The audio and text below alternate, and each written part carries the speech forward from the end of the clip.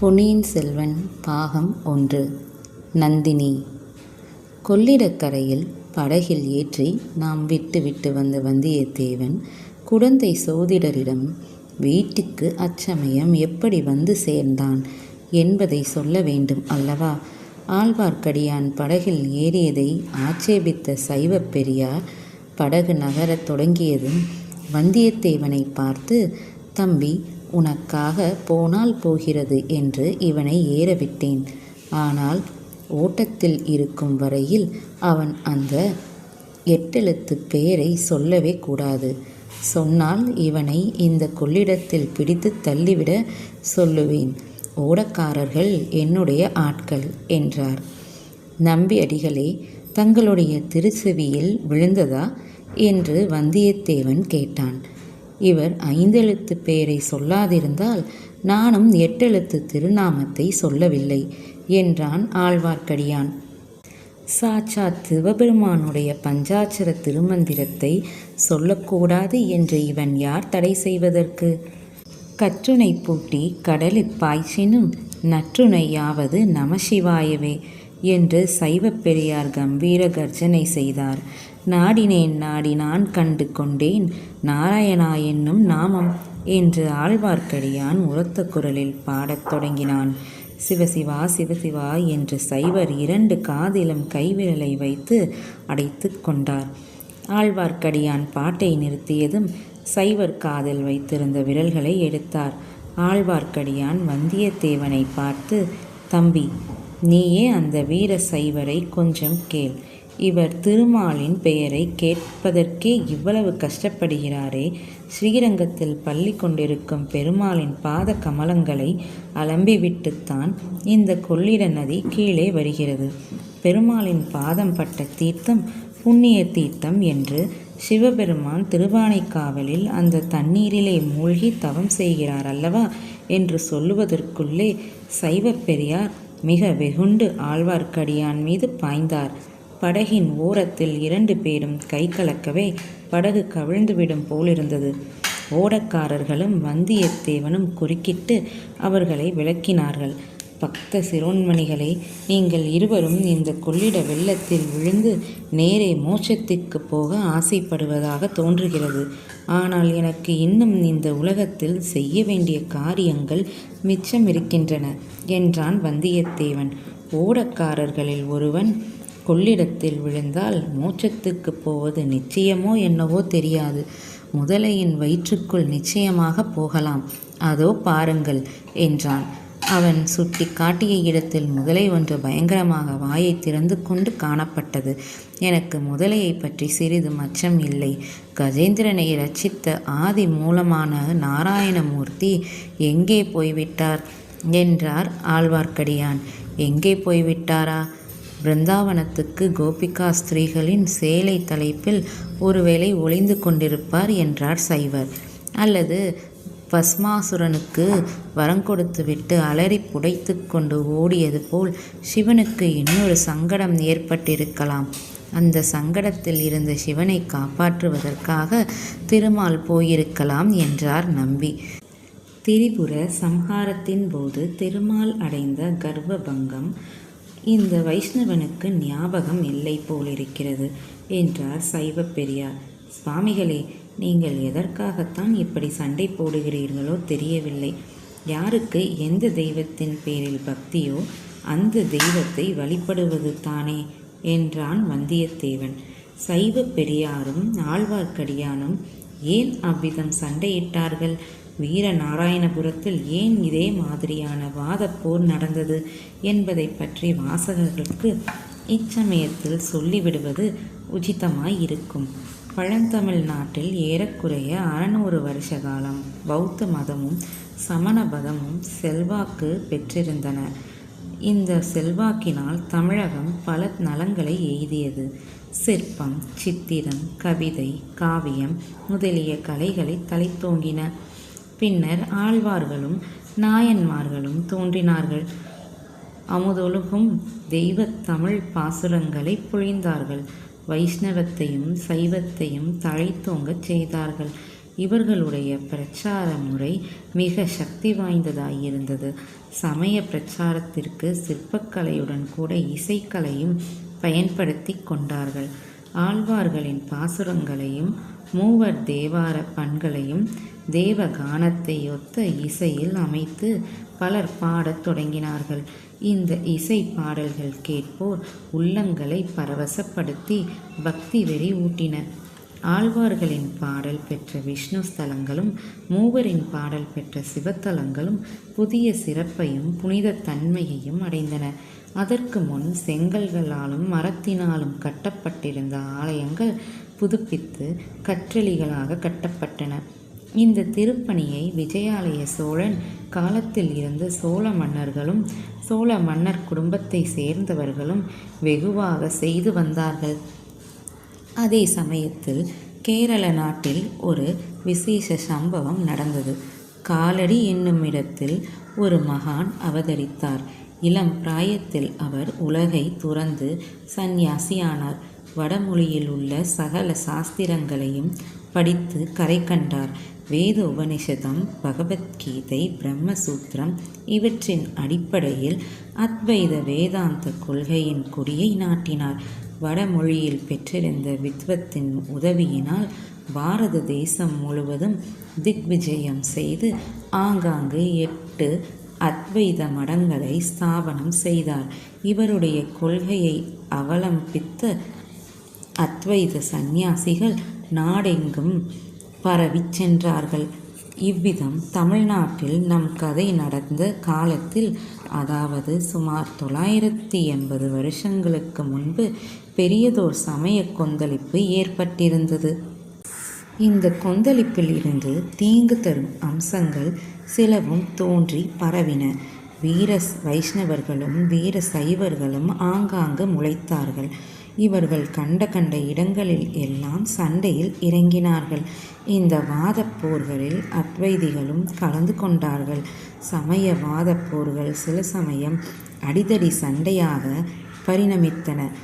அந்த காலத்து சைவ வைஷ்ணவ போரை விளக்கும் அருமையான கதை ஒன்று உண்டு. ஸ்ரீரங்கத்து வைஷ்ணவர் ஒருவர் திருவானைக்காவல் ஆலய வெளிச்சுவரின் ஓரமாக போய்க் கொண்டிருந்தார். தலையில் திடீரென்று ஒரு கல் விழுந்தது. காயமாகி இரத்தமும் கசிந்தது. வைஷ்ணவர் அண்ணாந்து பார்த்தார். கோபுரத்தில் ஒரு காக்கை உட்கார்ந்தபடியால் அந்த பழைய கோபுரத்தின் கல் இடிந்து விழுந்திருக்க வேண்டும் என்று அறிந்தார். உடனே அவருக்கு காயமும் வலியும் மறந்து போய் ஒரே குதூகலம் உண்டாகிற்று. ஸ்ரீரங்கத்து வீர வைஷ்ணவ காக்காயே, திருவானைக்காவல் சிவன் கோயிலை நன்றாய் இடித்து தள்ளு என்றாராம். இந்த நாளில் இத்தகைய சமய வேற்றுமை மனப்பான்மை மிக பரவியிருந்தது. இதை தெரிந்து கொள்ளுதல் பின்னால் இந்த கதையை தொடர்ந்து படிப்பதற்கு அனுகூலமாய் இருக்கும். ஓடம் அக்கறை சென்றதும் சைவ பெரியார் ஆழ்வார்க்கடியானை பார்த்து, நீ நாசமாய் போவாய் என்று கடைசி சாபம் கொடுத்துவிட்டு தன் வழியே போனான். வந்தியத்தேவனுடன் வந்த கடம்பூர் வீரர் பக்கத்தில் உள்ள திருப்பனந்தாளுக்கு சென்று குதிரை சம்பாதித்து வருவதாக சொல்லி போனான். ஆழ்வார்க்கடியானும் வந்தியத்தேவனும் ஆற்றங்கரையில் அரச மரத்தின் அடியில் உட்கார்ந்தார்கள். அந்த மரத்தின் விசாலமான அடர்ந்த கிளைகளில் நூற்றுக்கணக்கான பறவைகள் மதுரமான கலகலத்வனி செய்து கொண்டிருந்தன. வந்தியத்தேவனும் நம்பியும் ஒருவருடைய வாயை ஒருவர் பிடுங்கி ஏதாவது விஷயத்தை கிரகிக்க விரும்பினார்கள். முதலில் சிறிது நேரம் சுற்றி வளைத்து பேசினார்கள். ஏன் தம்பி, கடம்பூர் மாளிகைக்கு என்னை அழைத்து போகாமல் விட்டுவிட்டு போனாயல்லவா? நான் போவதே பெரிய கஷ்டமாக போய்விட்டது நம்பிகளே. அப்படியா? பின் எப்படித்தான் போனாய்? ஒருவேளை போகவில்லையோ? போனேன். ஒரு காரியத்தை உத்தேசித்து விட்டால் பின்வாங்கி விடுவேனோ? வாயிற்காவலர்கள் தடுத்தார்கள். குதிரையை ஒரு தட்டு தட்டி உள்ளே விட்டேன். தடுத்தவர்கள் அத்தனை பேரும் உருண்டு தரையில் விழுந்தார்கள். பிறகு அவர்கள் என்னை சூழ்ந்து கொள்வதற்குள் என் நண்பன் கந்தமாறன் ஓடி வந்து என்னை அழைத்து போனான். அப்படித்தான் இருக்கும் என்று நான் நினைத்தேன். மிக்க தைரியசாலி நீ. அப்புறம் என்ன நடந்தது? யார் யார் வந்திருந்தார்கள்? எத்தனையோ பிரமுகர்கள் வந்திருந்தார்கள். அவர்களுடைய பெயரெல்லாம் எனக்கு தெரியாது.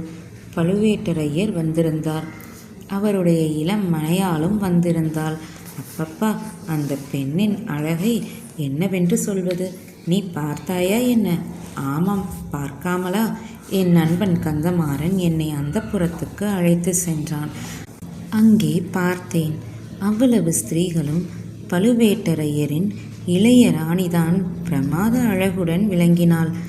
மற்ற கருநிறத்து மங்கையருக்கு நடுவில் அந்த ராணியின் முகம் பூரண சந்திரனைப் போல் பொலிந்தது.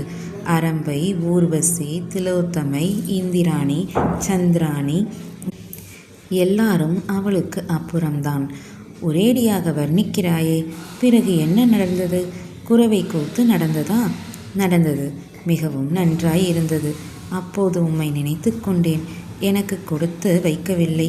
இன்னும் என்ன நடந்தது? வேலநாட்டம் நடந்தது. தேவராளனும் தேவராட்டியும் மேடைக்கு வந்து ஆவேசமாக ஆடினார்கள். சன்னதம் வந்ததா? ஏதாவது வாக்கு சொன்னார்களா?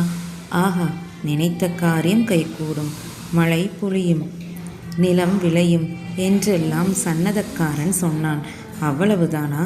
இன்னும் ஏதோ ராஜாங்க விஷயமாக சொன்னான். நான் அதை ஒன்றும் கவனிக்கவில்லை. அடடா, இவ்வளவுதானா? கவனித்திருக்க வேண்டும் தம்பி. நீ இளம் பிள்ளை, நல்ல வீர பராக்கிரமம் உடையவனாய் தோன்றுகிறாய். ராஜாங்க விஷயங்களை பற்றி எங்கேயாவது யாராவது பேசினால் காதில் கேட்டு வைத்து கொள்ள வேண்டும். நீர் சொல்வது உண்மை. எனக்கு கூட இன்று காலையில் அப்படித்தான் தோன்றியது. காலையில் தோன்றுவானே? காலையில் கந்தமாறனும் நானும் பேசிக்கொண்டே கொள்ளிடக்கரை வரையில் வந்தோம்.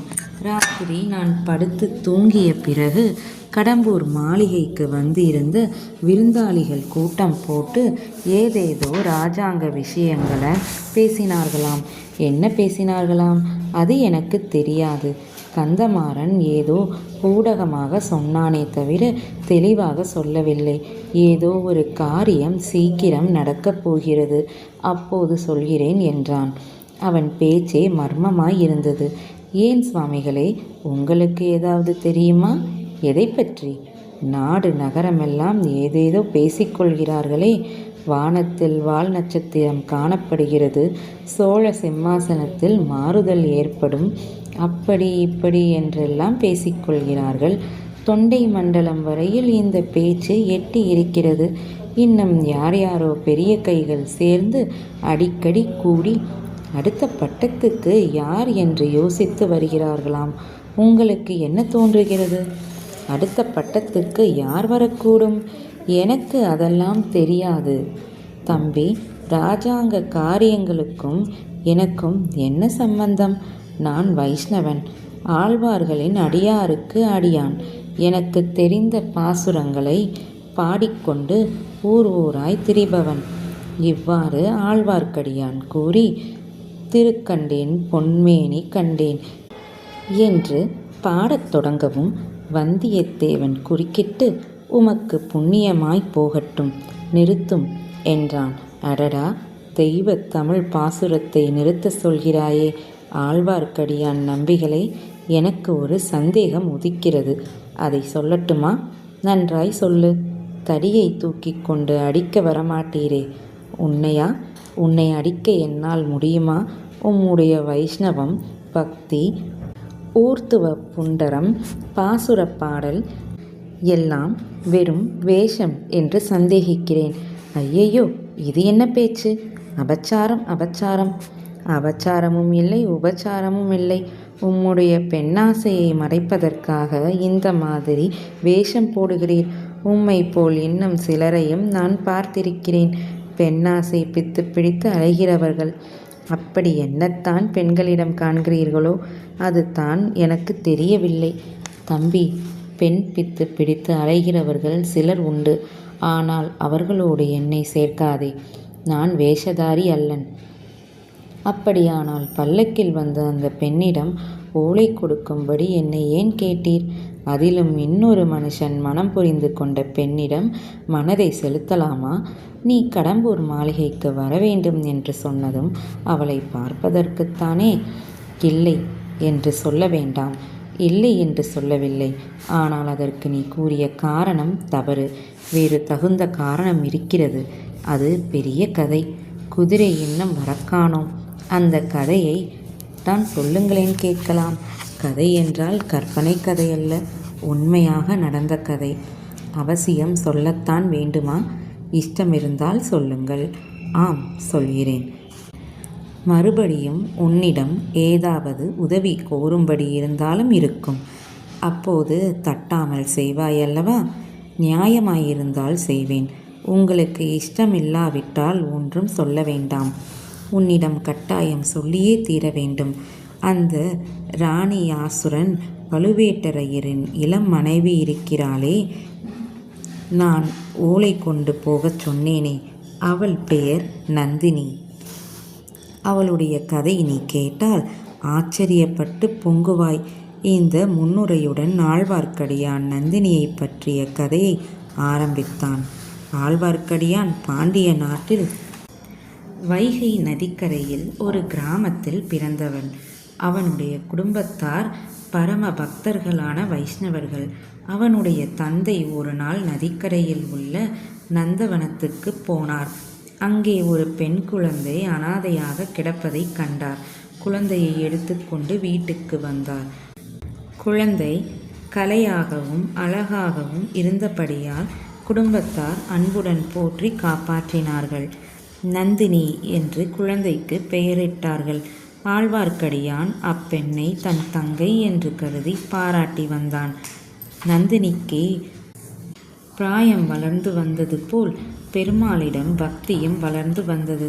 அவள் மற்றொரு ஆண்டாள் ஆகி பக்தர்களை எல்லாம் ஆட்கொள்ளப் போகிறாள் என்று அக்கம் பக்கத்தில் உள்ளவர்கள் நம்பினார்கள். இந்த நம்பிக்கை ஆழ்வார்க்கடியானுக்கு அதிகமாயிருந்தது. தந்தை இறந்த பிறகு அப்பெண்ணை வளர்க்கும் பொறுப்பை அவனே ஏற்றுக்கொண்டான். இருவரும் ஊர் ஊராக சென்று ஆழ்வார்களின் பாசுரங்களை பாடி வைஷ்ணவத்தை பரப்பி வந்தார்கள். நந்தினி துலப மாலை அணிந்து பக்தி பரவசத்துடன் பாசுரம் பாடியதை கேட்டவர்கள் மதிமயங்கி போனார்கள். ஒரு சமயம் ஆழ்வார்க்கடியான் திருவேங்கடத்துக்கு யாத்திரை சென்றான். திரும்பி வர கால தாமதம் ஆகிவிட்டது. அப்போது நந்தினிக்கு ஒரு விபரீதம் நேர்ந்துவிட்டது. பாண்டியர்களுக்கும் சோழர்களுக்கும் இறுதி பெரும்போர் மதுரைக்கு அருகில் நடந்தது. பாண்டியர் சேனை சர்வநாசம் அடைந்தது. வீர பாண்டியன் உடம்பெல்லாம் காயங்களுடன் போர்க்களத்தில் விழுந்தான். அவனுடைய அந்தரங்க ஊழியர்கள் சிலர் அவனை கண்டுபிடித்து எடுத்து உயிர் தப்புவிக்க முயன்றார்கள். இரவுக்கிரவே நந்தினியின் வீட்டில் கொண்டு வந்து சேர்த்தார்கள். பாண்டியனுடைய நிலைமையைக் கண்டு மனமிறங்கி நந்தினி அவனுக்கு பணிவிடை செய்தாள். ஆனால் சீக்கிரத்தில் சோழ வீரர்கள் அதை கண்டுபிடித்து விட்டார்கள். நந்தினியின் வீட்டை சூழ்ந்து கொண்டு உட்புகுந்து வீர பாண்டியனை கொன்றார்கள். நந்தினியின் அழகைக் கண்டு மோகத்தில் பழுவேட்டரையர் அவளை சிறைப்பிடித்து கொண்டு போய்விட்டார். இது 3 வருஷத்துக்கு முன்னால் நடந்தது. பிறகு ஆழ்வார்க்கடியான் நந்தினியை பார்க்கவே முடியவில்லை. அன்று முதல் ஒரு தடவையேனும் நந்தினியை தனியே சந்தித்து பேசவும் அவள் விரும்பினால் அவளை விடுதலை செய்து கொண்டு போகவும் ஆழ்வார்க்கடியான் முயன்று கொண்டிருக்கிறான். இதுவரையில் அம்முயற்சியில் வெற்றி பெறவில்லை. இந்த வரலாற்றை கேட்ட வந்தியத்தேவனுடைய உள்ளம் உருகிற்று. கடம்பூர் மாளிகையில் பல்லக்கில் இருந்து நந்தினி இல்லை என்றும் இளவரசன் மதுராந்தகன் என்றும் ஆழ்வார்க்கடியானிடம் சொல்லிவிடலாமா என்று ஒரு கணம் யோசித்தான். பிறகு ஏதோ ஒன்று மனதில் தடை செய்தது. ஒருவேளை இந்த கதை முழுதும் ஆழ்வார்க்கடியானின் கற்பனையோ என்று தோன்றியது. ஆகையால் கடம்பூர் மாளிகையில் தான் அறிந்து கொண்ட இரகசியத்தை சொல்லவில்லை. அப்போது சற்று தூரத்தில் கடம்பூர் வீரன் குதிரையுடன் வந்து கொண்டிருந்தான். தம்பி, எனக்கு நீ உதவி செய்வாயா என்று ஆழ்வார்க்கடியான் கேட்டான். நான் என்ன உதவி செய்ய முடியும்? பழுவேட்டரையர் இந்த சோழ பேரரசையே ஆட்விக்கும் ஆற்றல் உடையவர். நானோ ஒரு செல்வாக்கும் இல்லாத தன்னந்தனியால். என்னால் என்ன செய்ய முடியும் என்று வந்தியத்தேவன் ஜாக்கிரதையாகவே பேசினான். பிறகு, நம்பிகளே, இராஜாங்க காரியங்களை பற்றி உமக்கு ஒன்றுமே தெரியாது என்றா சொல்கிறீர்கள்? சுந்தர சோழ மகாராஜாவுக்கு ஏதாவது நேர்ந்துவிட்டால் அடுத்து பட்டத்துக்கு உரியவர் யார் என்று உம்மால் சொல்ல முடியாதா என்றான். அதையெல்லாம் எனக்கு என்ன தெரியும் தம்பி? குடந்தை ஜோசியரை கேட்டால் ஒருவேளை சொல்வார். ஓஹோ, குடந்தை சோதிடர் உண்மையிலேயே அவ்வளவு கெட்டிக்காரர் தாமா? அசாத்திய கெட்டிக்காரர். சோதிடமும் பார்த்து சொல்வார், மனதையும் அறிந்து சொல்வார், உலக விவரங்களை அறிந்து அதற்கேற்பவும் ஆருடம் சொல்வார். அப்படியானால் அவரை பார்த்துவிட்டு போக வேண்டியதுதான் என்று வந்தியத்தேவன் மனதில் தீர்மானித்து கொண்டான். ஆதி காலத்தில் இருந்து மனித குலத்துக்கு வருங்கால நிகழ்ச்சிகளை அறிந்து கொள்வதில் பிரம்மை இருந்து வருகிறது. அரசர்களும் அந்த பிரம்மை உண்டு, ஆண்டிகளுக்கும் உண்டு, அறிவில் சிறந்த மேதாவிகளுக்கும் உண்டு, மூட மதியினர்களுக்கும் உண்டு. இத்தகைய பிரம்மை பல அபாயங்களுக்கு துணிந்து அரசாங்க அந்தரங்க பணியை நிறைவேற்றுவதற்காக பிரயாணம் செய்து கொண்டிருந்த நம்முடைய வாலிப வீரனுக்கும் இருந்ததில் ஆச்சரியம் இல்லையல்லவா? நன்றி.